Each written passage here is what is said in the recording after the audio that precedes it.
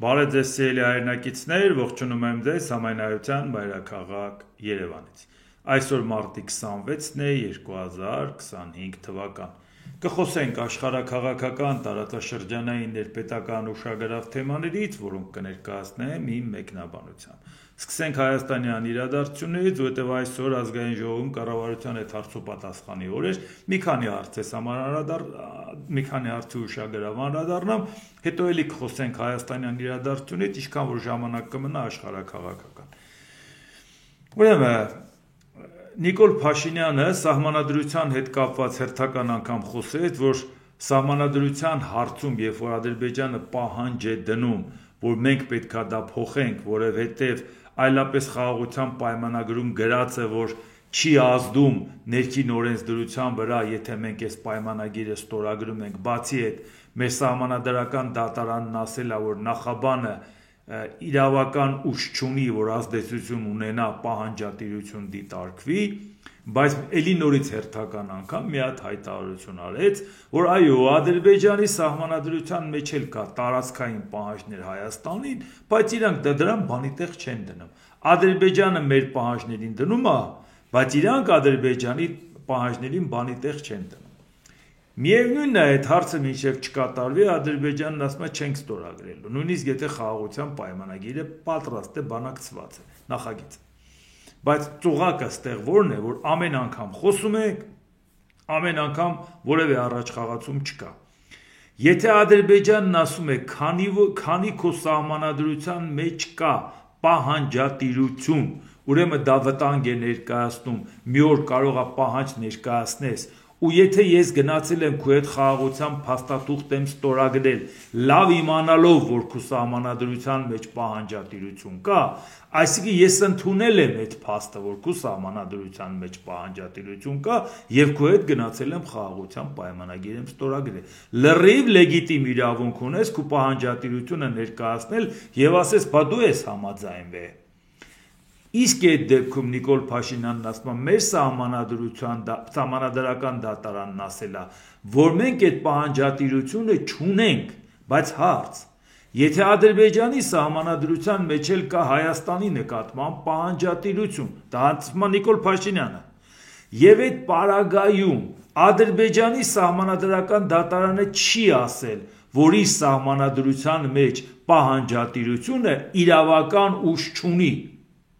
Դա ինչ է նշանակում, որ եթե մենք գնում ենք խաղաղության պայմանագիր ենք ստորագրում, լավ իմանալով, որ Ադրբեջանի սահմանադրությունը պահանջատիրություն ունի մեր նկատմամբ, վաղ այդ մարդը պետք է ասեն, դուք համաձայնվեցիք, ինչի չգիտեիք, որ սահմանադրության մեջ պահանջատիրություն կա։ Ձեր ազգային ժողովից ձեր վարչապետն է ներկայացրել։ Եթե ինքը դա նորմալ է համարել, դուք ինչի եք զարմացել, որ Այսինքն ինքը նորմալ է համարել եւ այդ պահանջատիրությունը ընդունելով ստորագրել է։ Այսինքն դուք հասկացաք խնդրեմը որն է։ Ասում եմ մերի մեջ էլ կա պահանջատիրություն, ձերի մեջ էլ կա։ Բերեք երկուսս էլ բանի տեղ չդնենք։ Ադրբեջանը պահանջում է, ասում է ոչ, քոնը փոխի, բայց ինքը Իրանը չի փոխում։ Հայաստանը ինչ որ մի պահի դա փոխեց, որտեղ ասում է պիտի փոխենք, որ տարածաշրջանային խնդիր չլինի։ Ադրբեջանը Իրանը ոչ միայն չի փոխել, այլ իր սահմանադրական դատարանը չի ասել, որ ես պահանջատիրություն չունեմ Հայաստանի տարածքների նկատմամբ, չի ասել։ Նա չի ասում իր սահմանադրությունը այդ իրավական ուժը չունի։ Վաղը Հայաստանը հանում է իր սահմանադրությունից, Ադրբեջանը չի համարում։ Խաղաղության պայմանագիրը ստորագրում ես, Ադրբեջանը հանում, ասում է հարգելիս, դու ինքդ ուրեմն ընդունել ես, որ Արևմտյան Հայաստանը իրավական ուժ ունի, որովհետեւ դու գիտեիր, որ ես այդ պահանջը դրել եմ։ Թաքուն էլ չի եղել, որ ասես ես քո սահմանադրությունից տեղյակ չեմ։ Ազգային ժողովի բարձր ամբիոնից հատուկ հնչեցրել է Նիկոլ Փաշինյանը։ Այո, մենք տեղյակ ենք, որ մեր նկատմամբ տարածքային պահանջ կա։ Ուրեմն նշանակում է սրանով, եթե մենք մերը փոխենք, իրանք իրանցը չփոխեն, մեզ պետք է մեղադրեն, ասեն իմանալով խաղաղության պայմանագիր եք ստորագրել։ Դե տվեք մեզ այդ տարածքները, որի նկատմամբ մեր սահմանադրությամբ մենք պահանջ ունենք։ Որովհետև բա ոնց կարող ենք մենք մեր սահմանադրական պահանջը չկատարել, որովհետև իրանց սահմանադրական դատարանը իրանց պահանջը ոչ իրավաչափ չի համարել։ Այս ուղղակի իմանանք, որովհետև դա հետագայում էլի նորից դա խնդիր է առաջանալու։ Ինչ ասեց Նիկոլ Փաշինյանը, իրական Հայաստան են կերտում, որի պարագայում Արցախյան շարժումը չպետք է շարունակել, այսինքն մեր կառավարության քաղաքականությունն է Արցախյան շարժումը չշարունակել, որովհետև մեր կառավարության քաղաքականությունն է գնում ենք իրական թե ինչ իրական Հայաստանի գաղափարախոսությունը այդ մասին խոսել ենք, էլի խոսենք, բայց հարցը որն է, այս հակադրությունը Արցախյան շարժումը չպետք է շարունակել, դա մեր կառավարության գիծն է, իսկ ով է մեր կառավարությունից ակնկալում, որ դուք պետք է Արցախյան շարժումը շարունակեք, բացարձակ նման ակնկալիք մենք չունենք, այն ինչ որ որոշել եք Արցախի հետ կապված,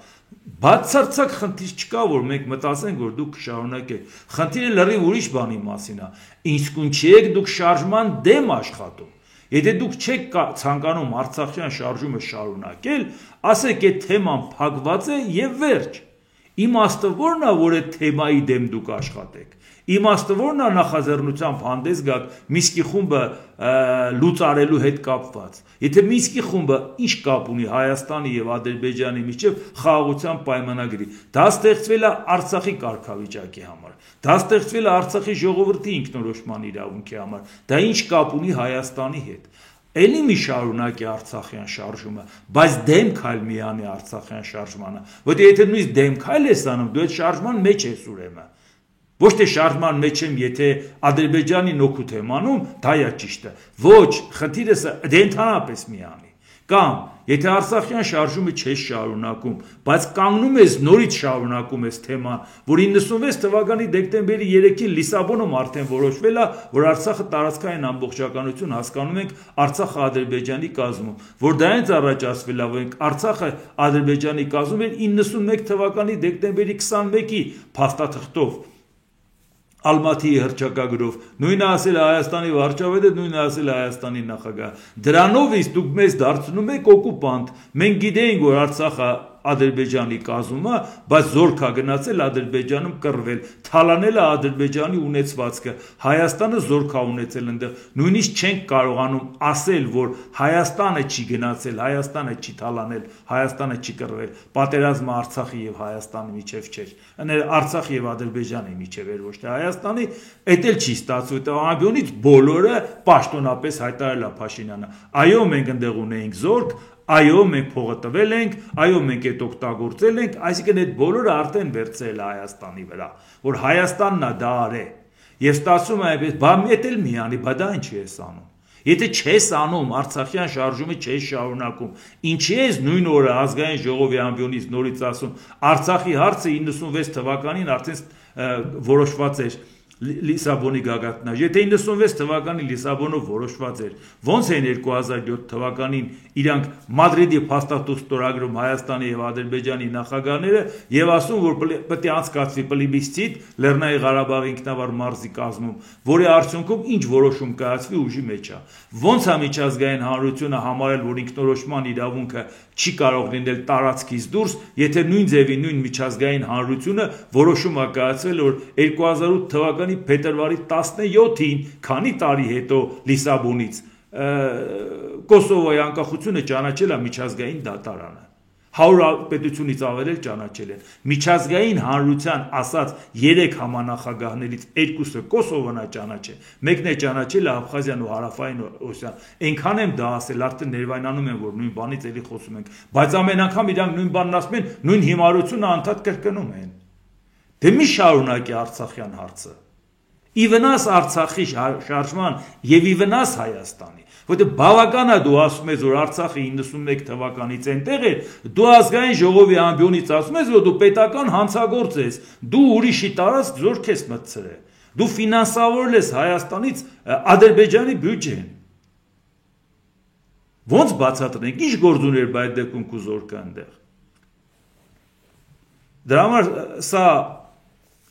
Հաշվի առնելով այս ամեն ինչը մենք մշտապես պետք է ուշադրության կենտրոնում պահենք, շատ դեպքերում մարդիկ ասում են, լավ ենթադրենք, մենք տեղեկացված լինենք, ինչ պետք է անենք, որ դուք չեք տեսնում իշխանությունը, որ ամեն ինչ ունի, վարչական լծակ, ամեն ինչ, բանտերն իրանցնա, աքսորն իրանցնա, ամեն ինչ իրանցնա, բայց ձեր ձայնի համար ինչքան են պայքարում, որ ձեր ձայնը իրանցով անեն։ ինչ սրտաճմլիկ, ինչ գեղեցիկ արտահայտություններ, ինչ բաներ, ինչ ոգևորիչ բաներ, ինչ ստախոսություններ, այդ ամեն ինչի համար են անում, որ ձեզ ապակողմնորոշ են, չէ՞։ Դա նշանակում է ձեր ձայնը կարևորում են, ուրեմն մի հրաժարվեք դրանից, մի թերագնահատեք ձեր ձայնը։ Դուք էլ իմացեք, թե իրականում ինչա կատարվում։ Կենսաթոշակի հետ կապված մելի տես լուրջ բացատրում էր, որ կենսաթոշակ բարձրացնելու հարցը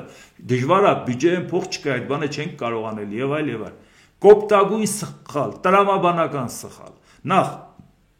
եթե ինչ-որ միտեղ դու կարողանում ես գումարի խնդիր լուծես, ինչ-որ միտեղից վարչարությամբ կամ որևէ ձևով գումար ես բերել, ամենաարդյունավետ ներդրումը կենսաթոշակն ավելացնելն է։ Դրանից ավելի արդյունավետ ներդրում Հայաստանի տնտեսության համար չկա, պետության համնից, որտեղ պետությունը հո բիզնես չի բացելու, դա պետության ֆունկցիան չի, ինչու համար, կենսաթոշակառուն այդ 1000 կամ 2000, 3000 դրամը չի վերցնելու և գնա կազինո, այդ կենսաթոշակառուն այդ փողը չի վերցնելու դոլար սարքի երկրից հանի, գնա դրսում, այդ թոշակառուն այդ փողը չի վերցնելու գնա դրսում հանգստանա, այդ թոշակառուն այդ փողը ծախսելու է զուտ կենսապահովման նպատակների համար, զուտ սնունդ, զուտ ապրելու խնդիր լուծելու, իր արա ցանկացած ծախսը լինելու է Հայաստանի ներսում, իր արա ցանկացած ծախսով առնելու է ապրանքներ, որի մեջ կա նաև հարկեր, որի մեջ կա նաև տնտեսությանը աշխուժացում, ցանկացած ուրիշ տեղ արած ներդրումը երկրից կարող է կապիտալը արտահոսի, կարող է մարդը ստերից գնա դուրսը հանգստանա, 1000 ու մի բան կարող ալնի, բայց դու դա առարկայական գիտես, տվեցիր մարդուն $20 միլիոն, այդ $20 միլիոն անմիջապես հայտնվեց խանութում, հարկերը վճարեց, այդ փողը եկավ բյուջե, եւ այն ապրանքը, որը որ գնողունակ պահանջարկը պակաս էր, չէր կարողանում առնել, այդ ապրանքը գնաց առավ, բայց քանի որ Նիկոլ Փաշինյանը տնտեսագիտությունից 0 է, ինքը չի հասկանում, ասում է ոնց ասում է այդ մարդը այդ փողը իրան տանք, բա ինչ է, ասում է թող գնա աշխատի, նա արդեն թոշակառու է, ինչ է աշխատի, նա իր կյանքում աշխատել է արդեն եւ թոշակ է ստանում։ Այդ թոշակառուն, որը թոշակ է ստանում, տալիս ես նրան կենսապահովման համար գումար, այդ գումարը նա ուղիղ մտցնում է քո տնտեսություն, որի մեջ արդեն հարկերը նստած են։ Գնացի գնա հարկահավաքությամբ այդ փողը հավաքի։ Դու ոնց տվեցիր թոշակառուին, անմիջապես այդ փողն եկավ բյուջե։ Այն որ ասում ես մի գրպանից հանենք մի գրպան։ Անարդյունավետ ինչքան ծախսեր է կարել։ Հիմար ինչքան ծախսեր է կարել։ Սմուտ անունը չեմ կարող նորմալ ասեմ, դոգ էիք բերում, որ երկի որպեսի մարդ գա, որպեսի ծախսեր անեք։ Բայնա ծախսի մարդը քո մոտ է, տեղ էլ չի գնում, տեղ չի էլ կարա գնա։ Քո երկրում նստած է այդ մարդը։ Ասում է այդ փողը տուր գնամ հաց առնեմ։ Այդ փողը տուր գնամ ինչ որ ծախս անեմ, որի մեջ հարկերը նստած է։ Քեզ համար ստեղծեմ գնողունակ պահանջարկ։ Լայն սպառման ապրանքների համար, ամենօրյա պահանջարկի ապրանքների համար, որ հիմնականում արտադրվում է նաև Հայաստանում։ Որտեղ նա մեծ փողեր չունի արտասահմանյան թանկ ապրանքներ առնելու։ Նա առնելու է հայկական ապրանքները։ Տուր նրան այդ ապրանքները, այդ մարդը դա առնի։ Խանութն էլ երբ որ ասում ես հետ վճարային կարգով էլ կարող ես այդ մարդուն 10-12% տաս, նա այդ փողը ուղիղ տանելու է խանութ։ Տուր թող տանի խանութ։ Նույնիսկ գայթակղված ելնելով այդ 12%-ից։ Այդ դեպքում այդ փողը գալիս է քեզ։ Իսկ ինչքան հիմար տեղեք փող ծախսել, այդ բոլորը չթվարկենք։ Ես չեմ ասում ուրիշ ավելի արդյունավետ տեղ փող ծախսելու տեղ չկա։ Իհարկե կա, բայց պետությունը որպես ֆունկցիա, եթե ինքը մտածում է, որ ինքը պետք է աշխատատեղ չստեղծի, այլ բարենպաստ բիզնես միջավայր ստեղծի աշխատատեղ առաջացնելու համար մարդիկ կան ներդրում անեն։ Այդ աշխատատեղ ստեղծողի համար նաև գնողունակ պահանջարկ ստեղծի, որ ռեալ գիտես այդ ապրանքը տեղում ապրելու է եւ այդ ապրանքը տեղում էլ ծախսելու է։ Եվ մեկ էլ ինչ էր ասում, եթե մարդ չի կարողանում վաստակել, ինքը պետք է հետ գնա եւ տեսնի, թե որ փուլում է իր կրթությունը վատացել։ Ոչ, կոպտագույն սխալ։ Այն որ կարող է մարդկանց կրթությունը վատ լինի, ես համաձայն եմ դրա հետ, ոչինչ չունեմ ասելու։ Բայց եւ միևնույն ժամանակ մենք ապրում ենք մի ժամանակ, որ մենք պետք է առաջ գնանք, որպեսզի չընտրենք այնպիսի մարդ անգետ, անգրագետ, որը որ գա երկրի ղեկավար դառնա, որի օրոք կրթությունը չգնահատվի ու չհարգվի։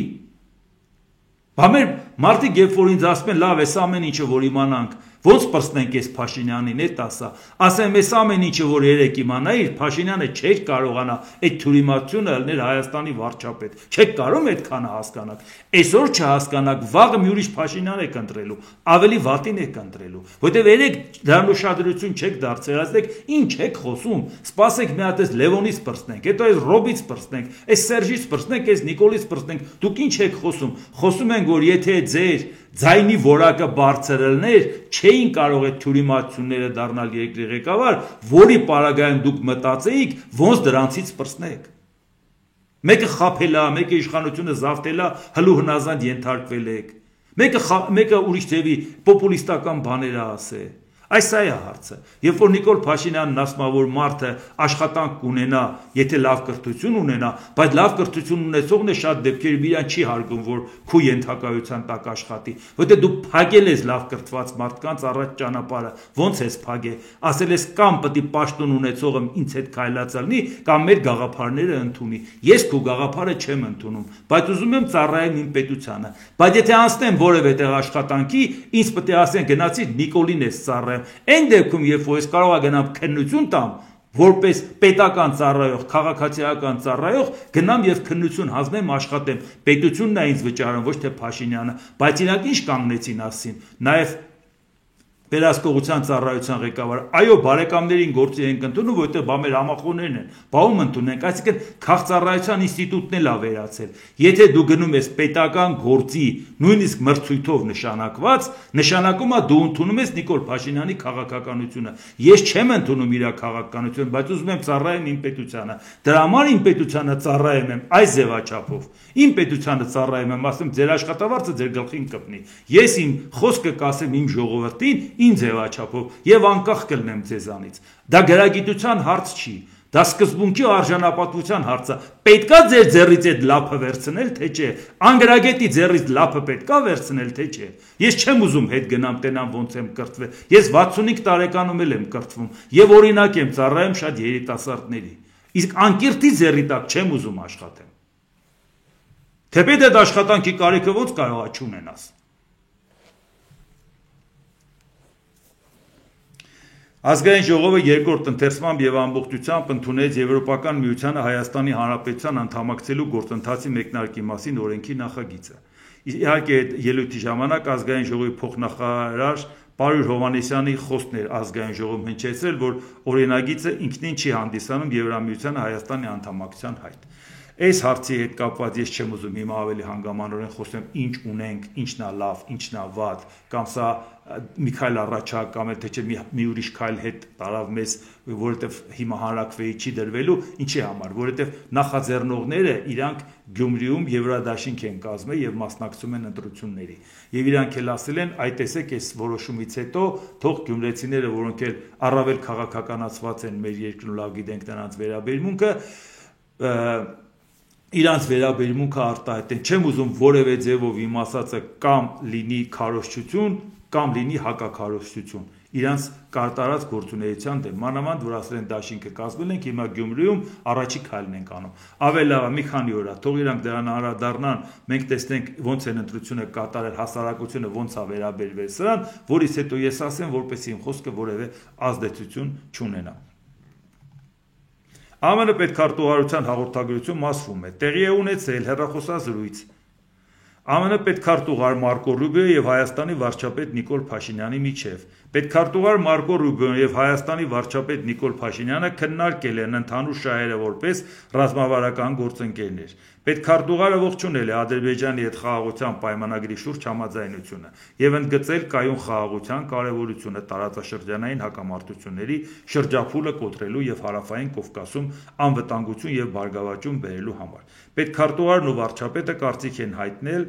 համակարծիք են, որ հարավային Կովկասում էսկալացիան իր որևէ դրսևորմամբ անընդունելի է, ասվում է հաղորդագրությունում։ Առաջինն է, որ այս վարչակազմը գնահատում է այնպես, որպես ռազմավարական գործընկեր, դա նորմալ է, որովհետև քանի իրանք չեն վերանայել նախորդ ադմինիստրացիայի ստորագրած փաստաթուղթը, նշանակում է դա ուժի մեջ է, որևէ խնդիր չկա։ Բայց Կարող ենք սրանով համարել, որ տեսեք լավ հետաքրքրված են հարավային Կովկասով Հայաստանի հետ կապված, ոչ իհարկե։ Նախ եթե խոսքը վերաբերվում է նաև էսկալացիան անընդունելի են համարում, նաև հասկանանք, թե ինչի պիտի ընդհանրապես էսկալացիա լիներ, որ հիմա էլ անընդունելի կամ ընդունելի համարեին։ Որտեղ Ադրբեջանը դրան գնում է եւ առավել եւս ոչ մի ձևով ինքը ջան կաշկանդված չի էլ զգում։ Բայց եւ միևնույն ժամանակ խնդիրը ստեղ ինչն է։ Ամերիկայի Միացյալ Նահանգների դերակատարությունը հարավային Կովկասում մենք պետք է հասկանանք, որքանով է դա բխում մեր շահերից, արդյոք բավարար է այս զանգը, որ մենք ոգևորվենք, ասենք տեսակ իրանք միջամտեցին, որովհետև այդ լծակները, որը ինքը պետք է ունենա հարավային Կովկասի վրա, Ադրբեջանը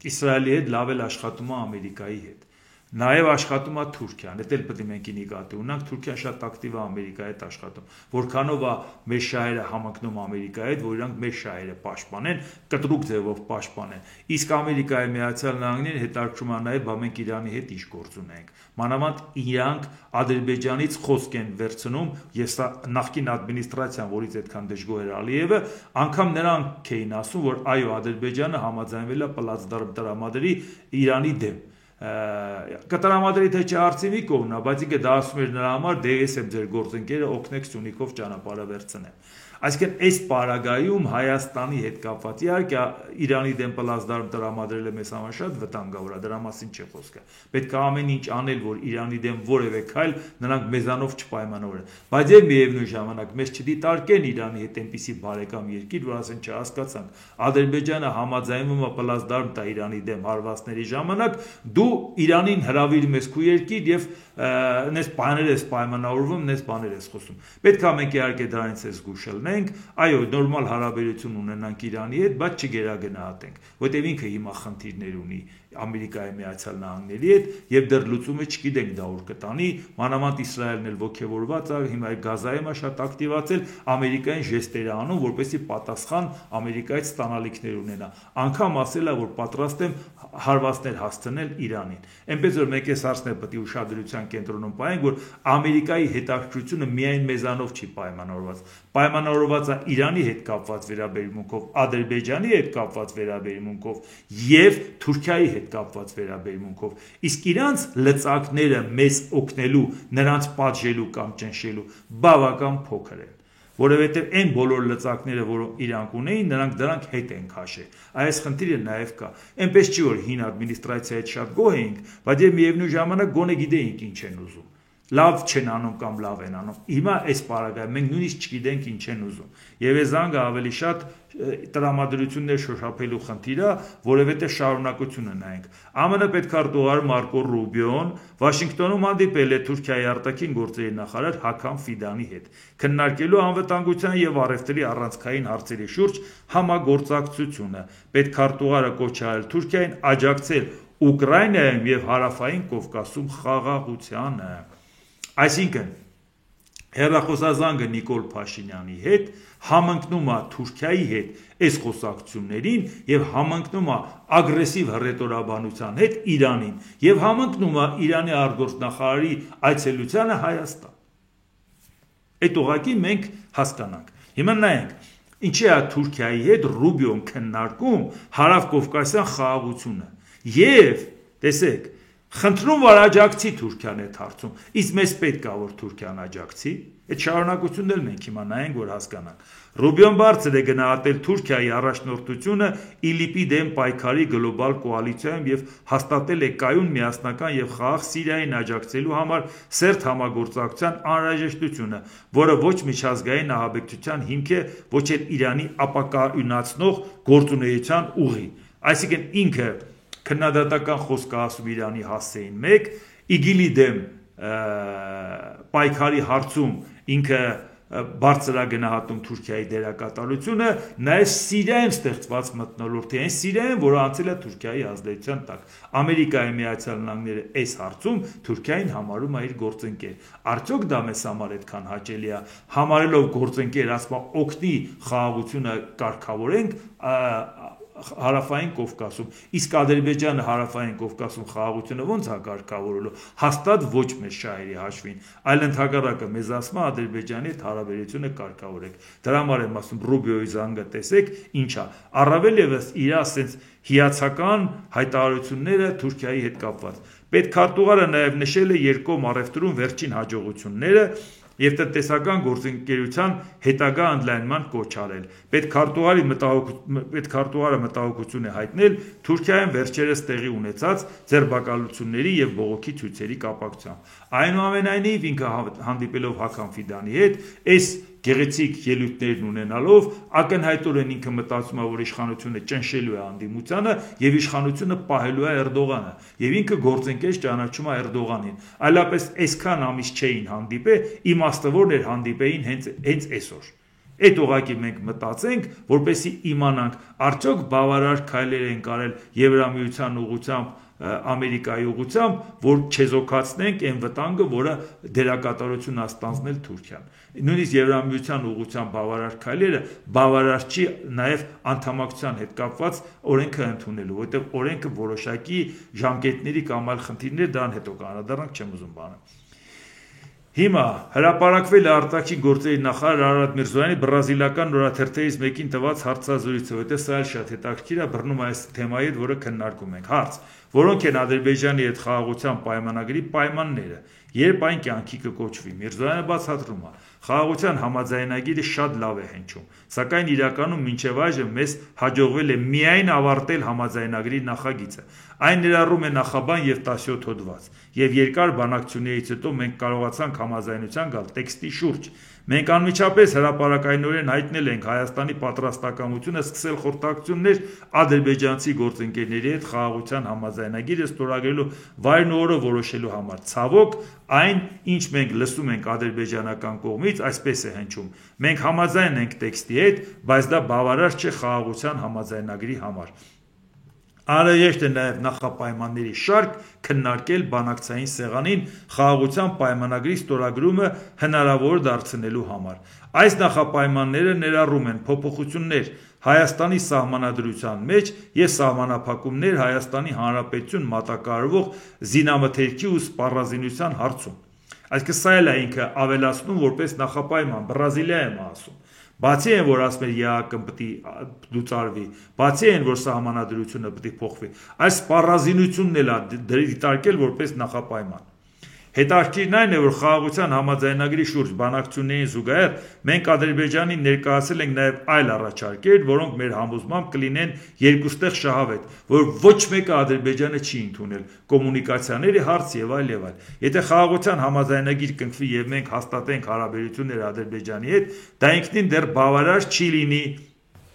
Կարող են լինել նաև երկու երկրների համար փոխշահավետ այլ ծրագրեր։ Մենք առաջարկել ենք նաև բացել հաղորդակցության տրանսպորտային և ենթակառուցվածքային կապերը, սակայն կրկին այս առությամբ էլ դրական պատասխան չստացանք։ Ահա սա է Արարատ Միրզոյանի վերաբերմունքը այդ խաղաղության պայմանագրին, որ Նիկոլ Փաշինյանն ասում է, տեսակ հասանք դրան, որ այդ թուղթը համաձայն, հետո որ համաձայնվեցիք, անգամ քո արտգործնախարարն ասում է, հա, այդ համաձայնագիրը նենց ճոխա հնչում էլի, բայց իրականում տակը բան չկա, որովհետև մարդիկ ոչ մի կոնտակտի չեն գնում։ Այո, մենք համաձայնացրել ենք պայմանագրի նախագիծը, բայց Ադրբեջանը հանդես է գալիս նախապայմաններով եւ դրական չի պատասխանում մեր մյուս առաջարկներին, որոնք կարող էին բերել իրական եւ երկարատև խաղաղություն հարավային Կովկասում։ Այսինքն պարզա չէ ինչ է կատարվում։ Մի հատ էլ հարց, այսպիսով խաղաղության պայմանագիրը վտանգի տակ է, պատասխան Արարատ Միրզոյանը, այո, խաղաղությունը ելնելով այն ամենից, ինչ մենք լսում ենք ադրբեջանական կողմից, կարող է վտանգվել Ադրբեջանի պատճառով։ Բայց ոգևորված զիջումների եք գնում, ասում եք, մենակ այս թուղթը ստորագրենք ամբողջ աշխարհից ոգեշնչված ողջունեցին, ասին լավ է կարը։ Էլի հարց, կան արդյոք հեռանկարներ Հայաստանի եւ Թուրքիայի հարաբերությունների կարգավորման համար։ Արարատ Միրզոյանը պատասխանել է. մենք շատ կառուցողական երկխոսություն ունենք Թուրքիայի հետ, սակայն թուրք գործընկերներից լսում ենք, որ նրանք զսպվածություն են ցուցաբերում Հայաստանի հետ սահմանի լիարժեք բացման հարցում, մինչև Հայաստանի եւ Ադրբեջանի հարաբերությունների վերջնական կարգավորումը։ Թեև չկա պաշտոնական նախապայման, փաստացի տեսնում ենք, որ Թուրքիան Հայաստանի հետ հարաբերությունները կապում է Ադրբեջանի հետ հարաբերությունների կարգավորման հետ։ Այսինքն գործնականում ոչինչ էլ չեք անում, որտեղ Թուրքիան ասել է, քանի այդ զիջումները չընդունեք, չի լինելու։ Դուք էլ ասում եք սահմանադրությունը 2 տարի հետո ենք փոխել, այլ ասում եք դե չենք ստորագրելու։ Դուք էլ ասում եք քանի ստորագրած չի խաղաղության պայմանագիրը վտանգված է, էսկալացիայի վտանգ կա, պատերազմի վտանգ կա։ Եվ շարունակությունը հենց անմիջապես տեսեք, հենց Արարատ Միրզոյանի ասած, Նիկոլ Փաշինյանի ասած։ Ադրբեջանի արտգործնախարարության խոսնակ Այհան Հաջիզադեն հայտարարել է. Հայաստանի արտգործնախարարը քաջատեղյակ է, որ Հայաստանի սահմանադրության այն դրույթը հանելու պահանջը, որը հակասում է Ադրբեջանի տարածքային ամբողջականությանը եւ ինքնիշխանությանը, ինչպես նաեւ Միսկի խմբի պաշտոնական վերացումը, վերջին 2.5 տարիների ընթացքում եղել են բանակցային գործընթացի կարևոր թեմաներից։ Ադրբեջանի դեմ Հայաստանի տարածքային պահանջների մասին փաստերը, որոնք արտասովորված են սահմանադրությամբ, Հայաստանի ազգային օրենսդրությամբ, հարցերով եւ քաղաքական հայտարարություններով հայկական կողմին ներկայացվել էր դեռևս 2023 թվականի մայիսին Վաշինգտոնում անցկացված հանդիպման ժամանակ։ Եթե հայկական կողմը շահագրգռված է խաղաղության համաձայնագրի ստորագրմամբ, ապա նա պետք է անհապաղ փոփոխի իր սահմանադրությունը, հրաժարվելով Ադրբեջանի նկատմամբ տարածքային պահանջներից եւ չխուսափի Միսկի խմբի պաշտոնական վերացման ուղղությամբ համագործակցությունից, հայտարարել է Հաջիզադեն։ Ասա էլ Ադրբեջանի պատասխանը այդ ոգևորությանը, որը կար, եւ ինչպես տեսնում եք, այդ ոգևորությունը չկա է։ Ոչ Փաշինյանի մոտ, ոչ Արարատ Միրզոյանի մոտ, ոչ որևէ պաշտոնյայի մոտ։ Այդ սկիզբն էր ոգևորված ասին, դե էս էլ ստորագրենք, էս է զիջումների գնանք, մենակ թե ստորագրենք, աշխարհն էլ ողջունի, տեսեք ինչ ենք անելու, հետո ասին Ժորժ ջան, ոչ մի բան չենք անելու։ Ազգային ժողովի փոխնախագահն էլ ասում, Ռուբեն Ռուբինյանն անդրադարձել է հայ-ադրբեջանական խաղաղության համաձայնագրի ստորագրման համար Ադրբեջանի առաջ քաշած նախապայմաններին, նշել է. Դրանք լեգիտիմ պահանջներ չեն եւ դրանց վերաբերյալ մենք մեր դիրքորոշումը հայտնել ենք։ Անդրադառնալով պատերազմի վտանգին, Ռուբինյանը նշել է. պատերազմի վտանգն ինչպես երեք, այնպես էլ այսօր ու վաղը կա, բայց պատերազմի առիթ չկա, հիմք չկա։ Էլի որ հիմք չկա, բայց վտանգը կա, չէ՞։ Հիմա ժողովրդին ինչ ասեցիք։ Գնում ենք զիջումների խաղաղության պայմանագիրը ստորագրենք, ժողովուրդ, մենք ձեզ խաղաղություն ենք բերում։ Նրանք ովքեր ձեզ ասում են, պետք չի զիջումների գնա, ձեզ պատերազմ են տանում։ Հիմա հարցնում ենք, մենք էինք պատերազմ տանում, թե ասում ենք ձեր զիջումները պատերազմի է տանում։ Ընդհակառակը մենք այլ տարբերակի կողմնակից էինք։ Անընդհատ բանակցային սեղանին զիջելով, վերջում գալու ես հասնես նրան, որ էլ բանակցային սեղանին զիջելու բան չունես, պատերազմով է վերցնելու այդ ամեն ինչը։ Իսկ հիմա նայենք աշխարհը ինչա կատարում, որտեղ ուկրաինական պատերազմի հետ կապված էլ քայլերը նաև ուղղակիորեն պայմանավորված է թե մեր տարածաշրջանում, թե մեր երկրի, թե նոր աշխարհակարգի հետ կապված։ ԱՄՆ նախագահ Դոնալդ Տրամփը հայտնել է. Ռուսաստանը կարող է միտումնավոր հետաձգել Ուկրաինայում հրադադարի շուրջ բանակցությունները եւ խուսափել համաձայնագիր կնքելուց։ Կարծում եմ, որ Ռուսաստանը ցանկանում է վերջ տալ դրան, բայց գուցե նրանք ժամանակ են ձգում։ Ես դա արել եմ տարիներ շարունակ բիզնեսում։ Ես չեմ ուզում պայմանագիր ստորագրել, ես ուզում եմ, ասենք, մնալ խաղի մեջ, բայց գուցե եւ ես չեմ ուզում դա անել, ասել է Տրամփը։ Այսինքն ի վերջո ինքը նաեւ ստիպված խոստովանում է, որ տեսեք Ուկրաինան համաձայնվել է, բայց հիմա Ռուսաստանն համաձայնվել, վախենում է բանը հակառակվի Ամերիկային, բայց ձգձգում է։ Այդ ձգձգումը նախապայմաններ է դնում, որոշ բաներ է դնում, բայց այս պարագայում երբ որ ձգձգվում է, ստացվում է այնպես, որ այդ ընթացքում էլ բավական լուրջ հարվածներ է ուտում Ռուսաստանը եւ շատ լուրջ խնդիրներ է ունենում։ Իրան էլ է պետք շուտ բանակցության գնա, բայց ուզում է որ Ուկրաինայի վրա Ամերիկան ճնշի։ Այն սկզբը որ Ամերիկան ճնշում էր, դա է Ռուսաստանի հույսը։ Հիմա երբ որ Ամերիկան ասում է Ուկրաինան համաձայնա, դե դու համաձայնվի, ինքը փաստի առաջ է կանգնած, ինքը չի ուզում համաձայնվի, ինքը ուզում է ճնշեն, որտեղ առանց Ամերիկայի ճնշելու ինքը Ուկրաինայի հախիտ չի կարող գա։ Որտեղ տեսեք ԱՄՆ-ի կենտրոնական հետախուզական վարչության տնօրենը Ջոն Ռեդքլիֆը ինչ է ասել։ Հայտարարություն են կոնգրեսում։ Ուկրաինայի ժողովուրդը եւ ուկրաինացի զինվորականները մի քանի տարի թերագնահատվել են եւ ի վերջո ես համոզված եմ հետախուզական դիտարկման իմ մտորումներից, որ նրանք մեկ ձեռքերով կպայքարեն, եթե ստիպված լինեն, եթե չունենան կայուն խաղաղության համար ընդունելի պայմաններ, հայտարարել է Ջոն Ռեդքլիֆը սենատում կայացած լսումների ժամանակ։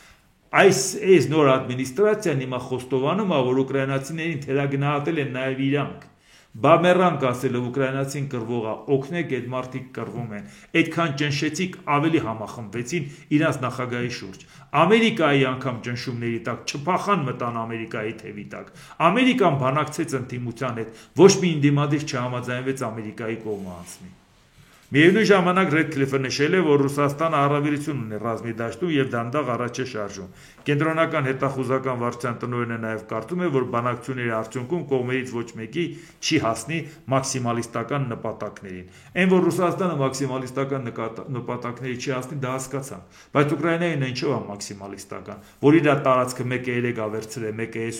այսօրվանը հետ տա, երեգվանը չտա, հա։ Այսինքն ինչ է նշանակում մաքսիմալիստական։ Դու հարձակվել ես, օկուպացել ես, այդ մարդն ասում է տարածքից դուրս արի, դա մաքսիմալիստական է։ Սա առաջի դեպքը չի, որ այս միտքը հայտնում են։ Այս միտքը ոնց որ Ռուսաստանից ներմուծված միտք է։ Մենք ինչ որ վերցրել ենք, դա մերն է։ Եվ դրա համար հիմա տեսեք, Ռուսաստանի արտգործնախարար Սերգեյ Լավրովն ասել է, որ Ռուսաստանն ԱՄՆ-ի հետ քննարկել է հյուսիսային հոսք գազատարով դեպի Եվրոպա ռուսական գազի մատակարարումների վերսկսման հարցը։ Հիմա, իհարկե, տարաձայնություններ կան, բայց արդյոք Եվրոպային նորմալ էլեկտրամատակարարումը վերականգնելու հետաքրքրությունը միայն ԱՄՆ-ի եւ Ռուսաստանի շահն է։ Հետաքրքիր կլինի, եթե ամերիկացիները կիրառեն իրենց ազդեցությունը Եվրոպայի վրա եւ ստիպեն նրանց չհրաժարվել ռուսական գազից, ասել է Լավրովը։ Դուք հասկանում եք ինչ է կատարվում։ Երեք Լավրովն ասում էր, պտի Տրամպը ճնշի Զելենսկու վրա, որպեսզի Զելենսկին համաձայնվի խաղաղության։ Հույսը Տրամպն է, որ ճնշի Զելենսկուն։ Այսօր ասում է, ես ուզում եմ Եվրոպայի վրա գազ ծախեմ, եվրոպացիները այդ շանտաժից փոխվելու համար այլընտրանքային ուղիներ են որոնել եւ ազատվել են ռուսական գազից։ Հիմա ասում է, ես ուզում եմ, որ Ամերիկան ճնշի Եվրոպային, որպեսզի Եվրոպան առնի ռուսական գազ։ Հիմա հասկացաք, ժողովուրդ ջան, այս մարդիկ ինչ են ուզում։ Բա որ Եվրոպան ըմբոստանում ասում է, Ամերիկա անցել է Ռուսաստանի կողմը։ Բա սրա համար է ասում։ Եվ տեսեք, որ այս ճնշումների մասին Եվրոպայի նկատմամբ բացասական վերաբերմունքը անմիջապես տեղափոխվել է Տրամպի ադմինիստրացիա, որտեղ ԱՄՆ նախագահ Դոնալդ Տրամպը ասել է, որ Եվրամիության մի շարք երկրներ արդեն 45 տարի պլոկում են Միացյալ Նահանգները, երբ այն փափուկ ու թույլ էր։ Նա ավելացրել է, որ Չինաստանն իրեն նման կերպ է պահել։ Սա հենց այն է, ինչ Տրամպը տեսնում է որպես երկրի ավելի քան 36 տրիլիոն դոլարի պետական պարտքի պատճառ, այսինքն պետական պարտքի 36 տրիլիոնը դրեց Եվրոպայի վզին։ Ձեր մեղքով դուք թալանել եք Ամերիկան։ Մի հատ 36 տրիլիոնը մի հատ նայ Եվրոպայի վիճակի հետ անհարմար է, էլի։ Կարելի է բատեն։ Բայց չէ ոնց կարա Լավրովը բա չի ասել ճնշում գործադրի Եվրոպայի վրա։ Հիմա տեսեք, հաճախ բարեկամները, այսպես կոչված բարեկամները, թշնամուց ավելի վատն են եղել, նկատի ունի Եվրամիությանը։ Նայեք Եվրամիությանը, թե ինչ են արել այս երկրի հետ, ինչպես են թալանել այն, նշել է Տրամպը։ ԱՄՆ նախագահը նշել է, որ չարժե չափից ավելի բացառություններ սպասել մաքսատուրքերի ցուցակից Կանադայի եւ Մեքսիկայի ապրանքների հանդեպ, որոնք մտցվելու են ապրիլի 2-ից։ Նախ Եվրամիությունը, որ իրանց թալանել են, էսեն արել են արել։ Եվրամիությունը ի վերջո ստեղծվել է 1992 թվականին, 45 տարի չի կազմում, էլի։ Դա հենց առաջ էլ 51 թվականից սկսած 6 պետություն պողպատի եւ քարածուխի հետ կապված պայմանավորվածություններ են ձեռք բերել։ Գերմանիան այն ժամանակ դեռ բանն էր, արևմտյան Գերմանիան էր, Ֆրանսիան, Իտալիան եւ մեկ էլ Բենիլյուքսի երկրները, Բելգիա, Նիդերլանդ, Լյուքսեմբուրգ։ Բայց այդ դեպքում հարց է ցակում, այդ երկրներից հետո ա թալան է։ Կազմակերպված Եվրամիություն որպես այդպիսի 30 տարվա պատմություն է։ Դա հենց առաջ հայ կառույցներ են եղել։ Եթե կա որևէ եվրոպական պետություն, որ Եվրամիության անդամ չլինելով Ամերիկայի Միացյալ Նահանգների հետ գործընկերություն ունեցել, ինչ ես ասում Եվրամիությունն ամես թալանել։ Ասա այս ինչ երկիրը։ Եթե ունես տես փաստ, ասա այս ինչ երկիրը, կամ այդ երկիրը առանց Եվրամիության քեզ ոնց էր թալանելու։ Ինչ էր անելու, որ քեզ թալաներ։ Այսինքն Եվրամիությունը, որ կամած 6 պետությունից աճել է դարել է 27, այդ կառույցը, այդ կամած աճելու ընթացքում 45 տարի թալանել է Ամերիկայի Միացյալ Նահանգները։ Մեկը չկա թվաբի դասեր գնացած, գրի տանի այդ մարդու դեմը դնի, ասի, այ ընկեր, չգիտես, գոնե տան դերը կարդա, իմաց ինչի մասին ես խոսում։ Դե Լավրովն ասել, դե ոնց կարա Լավրովի խոսքից դուրս գալ։ ԱՄՆ նախագահ Դոնալդ Տրամպը հրամանագիր է ստորագրել, որը խստացնում է ամերիկյան նահանգներում ընտրողների գրանցման նկատմամբ վերահսկողությունը եւ սահմանափակում փոստով քվեարկությունը։ Նախագահի այս քայլը անակնկալ չէր, քանի որ նա շարունակ իր բողոքն է հայտնել ներկայիս կարգավորումների դեմ։ Սրա պատճառով ԱՄՆ նախագահն այդպես էլ չի ճանաչել 2020 թվականի նախագահական ընտրություններում իր պարտությունը Ջո Բայդենից եւ դատապարտել է ընտրությունների զանգվածային կեղծիքները, հատկապես փոստով քվեարկության ժամանակ մի մեթոդ, որը լայնորեն օգտագործվում է Միացյալ Նահանգներում։ Գուցե ոմանք կարծում են, որ ես չպետք է բողոքեմ, քանի որ անցյալ տարվա նոյեմբերին մենք համոզիչ հաղթանակ ենք տարել, բայց մենք պետք է շտկենք մեր ընտրությունները։ Այս երկիրը հիվանդ է կեղծ ընտրությունների պատճառով եւ մենք պետք է այս կամ այն կերպ շտկենք դա, ասել է Թրամփը հրամանագրի ստորագրման ժամանակ։ Հրամանագրի համաձայն պետական մակարդակով քվեարկության համար գրանցվելիս անհրաժեշտ կլինի ներկայացնել ԱՄՆ քաղաքացիության ապացույց, օրինակ անձնագիր կամ վարորդական իրավունք։ Դաշնային ընտրություններում քվեարկելու իրավունք ունեն միայն ԱՄՆ քաղաքացիները, սակայն ոչ բոլոր նահանգներն են պահանջում նման փաստաթղթեր։ Որոշ վայրերում օգտագործում են ընտրողի իշխանությունը, ինքնությունը ստուգելու այլ մեթոդներ։ Ինչու համար սա է ձեր ուշադրությունը հրավիրեցի, որ ասում ենք, երբ որ Դոնալդ Տրամփը բոլոր քվեարկությունների ժամանակ ցածր էր սոցհարցումների, ցածր էր, քան իր մրցակիցը եւ որևէ ձևով չէր արտահայտում, որ ինքը կհաղթի եւ մեկ է տենց շոշափելի հաղթանակ տարավ։ Գուցե իսկապես Իլոն Մասկին, որ ինքը պարտական է այդ աթոռը, ասում աթոռը քեզ, որովհետեւ դու համ փող ես դրել, աթոռը առել ես։ Պատճառը նաեւ նա է, որ Իլոն Մասկը իր արհեստական ինտելեկտով հնարավորություն ուներ այս սողանցներից օգտվելու եւ ընտրության հետ կապված լավ էլ գրագետ կեղծիքներ անելու, այլապես այդպիսի տարբերություն չէր կարող լինել ընտրությունից առաջ եւ ընտրության արդյունքներով։ Եվ եթե Դոնալդ Տրամփը ընդունում է, որ Ամերիկայի Միացյալ Նահանգների ընտրական հնարավորությունները կեղծիքի տեղ են տալիս, իսկ ով է ասել, որ իր օրոք չի եղել։ Հա հիմա իհարկե առաջարկում ես, որ հիմա այդ կեղծիքների դեմը փագեն, որովհետեւ գիտես հաջորդը դու չես ելնելու, այլապես չէիր գնա դրան։ Բայց այդ համոզիչ հաղթանակը արդեն անհամոզիչ է դառնում, եթե համարում ես, որ ընտրական իրավունքը, ընտրական կեղծիքների հնարավորություններ էր տալիս, իսկ այդ ընտրական կեղծիքի հնարավորությունը, որ տալիս էր, մենակ դեմոկրատներին էր տալի, երբ որ ինքը ասում է, որ ընտրությունը կեղծել են, այդ ժամանակ ինքը իր օրոք, որ ինքը համարում է, որ ինքը պարտվել է, բայց ինքը նախագահ էր, չէ՞ որ պարտվեց։ Այսինքն ինքը նախագահ լինելով, ինքը պարտվեց, որովհետև ընդդիմությունը կեղծեց իր դեմ, հա։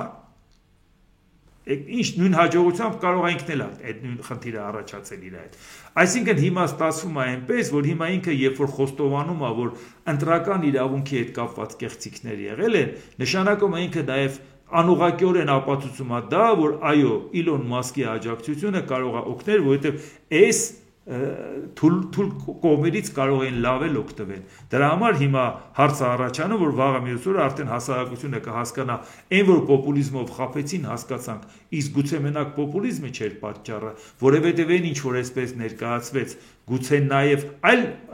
պրիոմներ կիրառվեց, որովհետև ատամներով ինքը պահում է Մասկին, լավ հասկանալով, որ Մասկը ամեն ձևով փորձում է անգամ իր ամբողջ քայլերով վարկաբեկում անգամ Տրամփին, Տրամփը, որ այդքան գերի է գնում Մասկին, այդքան ինքը չէր զիջի, եթե այդ աթոռով պարտական չլներ Մասկին։ Այսինքն այս ստորագրությամբ ինքը ավելի շատ իր հետ կապված նա ապացուցում, քան իրանից առաջվա նախագահի օրոք արվածը։ Դե ինչ, այսօր այսքանը էլի շատ բաներ կար, ուղղակի չհասցրեցի, բայց ոչինչ, էդ էլ վաղը կխոսենք։ Եթե հավանեցիք, սեղմ 1 լայք կոճակը, բաժանորդագրվեք Էդվարդ Անտինյան YouTube-յան ալիքին, սեղմ 1 զանգակ կոճակը, գրեք մեկնաբանություններ, գրեք հարցեր, դիտեք եւ դատեք ինքներդ։ Շնորհակալություն։